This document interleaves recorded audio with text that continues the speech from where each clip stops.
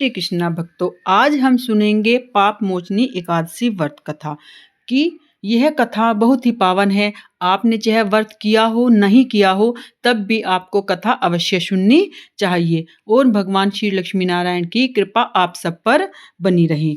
आइए कथा को शुरू करते हैं। एक बार 7 मन से तभी वहां पर युधिष्ठिर और अर्जुन और सभी उनके भाई बैठे हुए थे। भगवान वासुदेव भी वहां विराजमान थे। तभी युधिष्ठिर ने भगवान कृष्ण से पूछा, हे कृष्ण भगवान, आपने मुझे सभी एकादशियों का महात्म बताया है और मुझे दिन पर दिन आने वाली एकादशियां जो बची हुई हैं उनका भी कथा विधि पूजा महत्व सुनने की इच्छा हो रही है। तो आप मुझे कृपा करके बताइए, चैत्र कृष्ण पक्ष की एकादशी के बारे में कौन सी एकादशी है, क्या नाम है और उसका क्या व्रत विधि कथा है। तब भगवान कृष्ण ने कहा युधिष्ठिर से कि हे राजेंद्र, मैं आपको उस पाप नाशक एकादशी का महत्व बताऊंगा जिसे राजा मानधाता के पूछने पर महर्षि लोमेश ने बताया था। बहुत समय पहले की बात है। अप्सराएं रत नामक वन में गंधर्वों की कन्याओं के साथ गाते बजाते हुए घूम रही थी। तभी मंजू घोषा नाम की एक अप्सरा मुनिवर मेधावी को मोहित करने के लिए गई।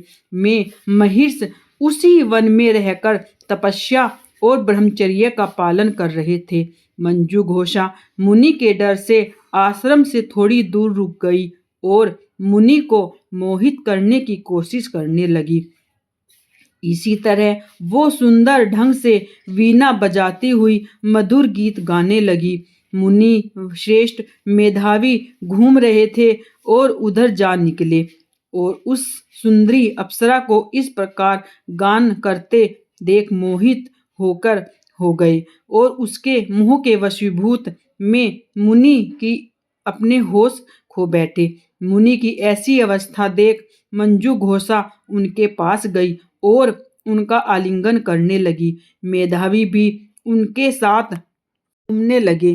कामवश रमण करते हुए उन्हें रात और दिन का भी ध्यान नहीं रहा।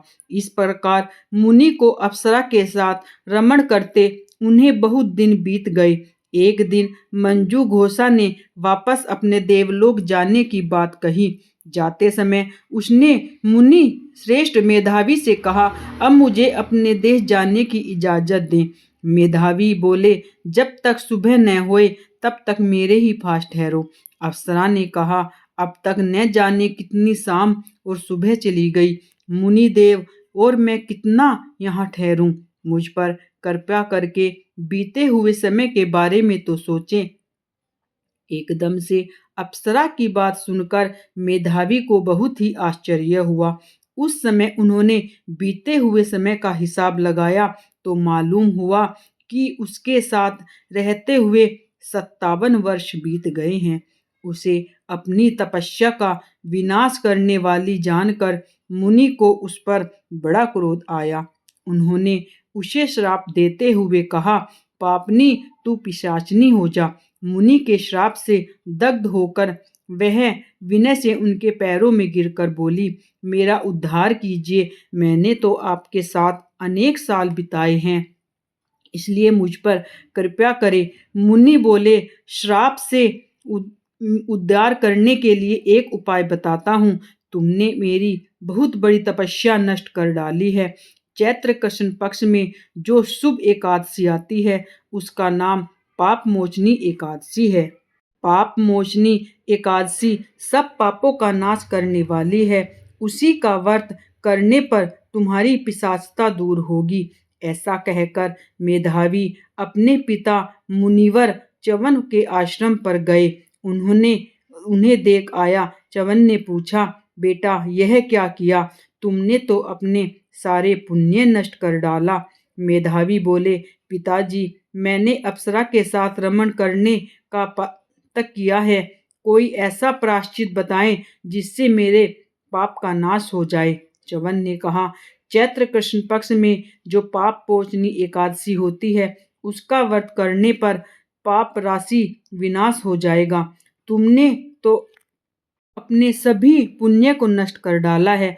पिता की यह बात सुनकर मेधावी ने उस व्रत को श्रद्धा से किया तो उनके सभी इस एकादशी के व्रत से पाप नष्ट हो गए और वे दोबारा तपस्या करने लगे। वहीं मंजू घोषा ने भी इस व्रत को किया।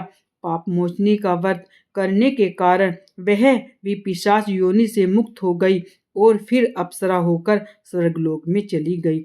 जो मनुष्य पाप मोचनी एकादशी का व्रत करते हैं उनका सारा पाप नष्ट हो जाता है।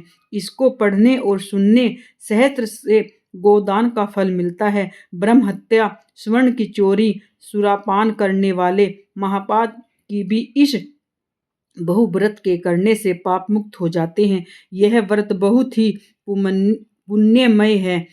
पद्म पुराण से ली गई यह कथा आपको सुनने में कैसी लगी, ये कमेंट बॉक्स में अवश्य बताइए। कथा सुनने वाले और सुनाने वाले सभी पर भगवान श्री कृष्ण और माँ लक्ष्मी की आप पर असीम कृपा बनी रहे। कमेंट में जय श्री कृष्ण राधे राधे अवश्य लिखें। आपको कथा अच्छी लगी है तो प्लीज़ चैनल को लाइक करें, शेयर करें, सब्सक्राइब करें और भक्ति की पावन कथाओं से जुड़े रहने के लिए कथा चैनल के साथ हमेशा जुड़े रहें। राधे राधे।